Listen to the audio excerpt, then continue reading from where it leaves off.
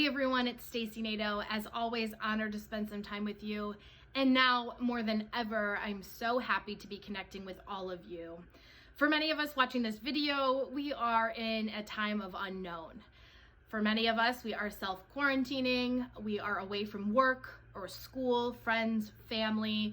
To keep ourselves and each other as safe as possible, we are doing the right thing and we are staying put.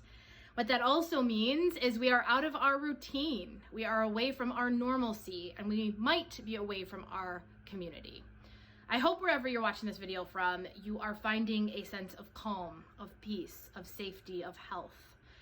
And if you're not feeling this way, I hope I'm able to provide some tips and some value to help you navigate the unknown in the next little while as healthily, as confidently, as kindly to yourself as possible.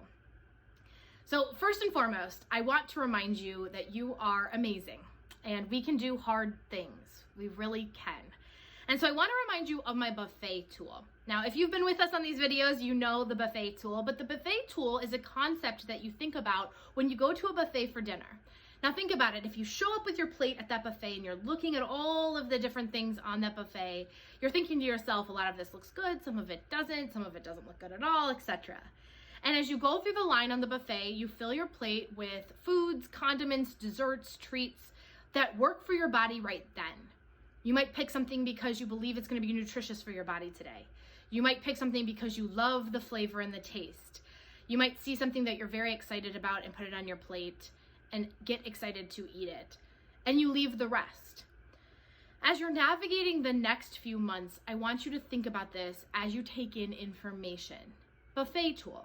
So let me give you an example. A little while ago, my son's school closed. He's 4.5.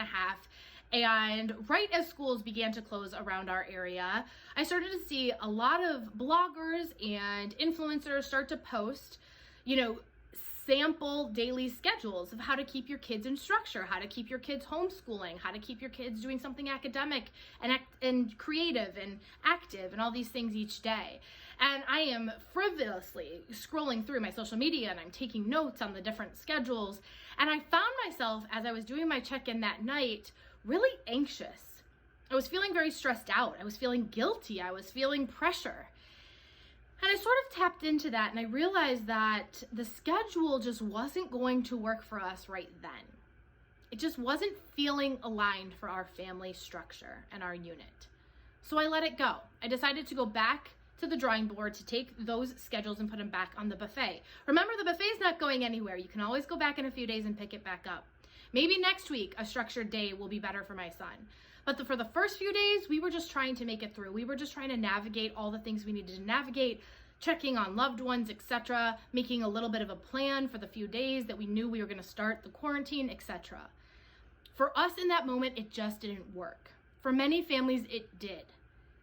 But this is why I urge you to check in with yourself every 2 to 3 days during this time, especially during the time that you are home and not going anywhere. Your needs are going to change. What will serve you during this time is going to change. So remind yourself that it's 100% okay to pick whatever is working for you that day, to leave the rest, and then to go back and revisit every day, every few days, to see what you might need as things change. My second idea as a tool sort of goes with my first buffet tool idea, which is pick one thing to do every day that feels creative and or self-care. So why I ask you to think about something that makes you feel creative is because so often we skip over the creative bone, and creativity actually unlocks a different place in our brain. It makes us feel less anxious. It pulls us into present moment. It really calms the nervous system, and it makes us feel like we have other capabilities than just work or school or parenting, etc. It makes us feel like we have other well-rounded capabilities, which does a lot for our esteem and how we act kinder to ourselves and to others. So every single day in your routine, every single day in your schedule, try really hard to do something either creative or that feels like it's self-care. So what I mean by that is if creative doesn't really align with you, if creative doesn't feel right for the next few days, then do something that feels great in your self-care, right? I ask you to pick one, because similar to the buffet rule story, I find myself scrolling through Instagram probably more often than I have been lately, because I find myself having a little bit more time on my hands. And I feel like I'm seeing list after list after list from very well-intentioned bloggers and influencers telling me, well, you know how you always have wished that you had time to go through that closet or read that book or write that article or whatever? Now you have the time. And while I know these people are so well-intentioned and they're trying to help me with ideas of how to fill my time, and I appreciate it, lately for me, it's just felt like pressure. Lately for me, it's just felt like a little bit too much. Because this first bit of time, I'm just focusing on resting, having my family all in one place, turning to gratitude, and just being thankful for us being together and safe. That's just what feels good enough for me right now. Next week, it might change.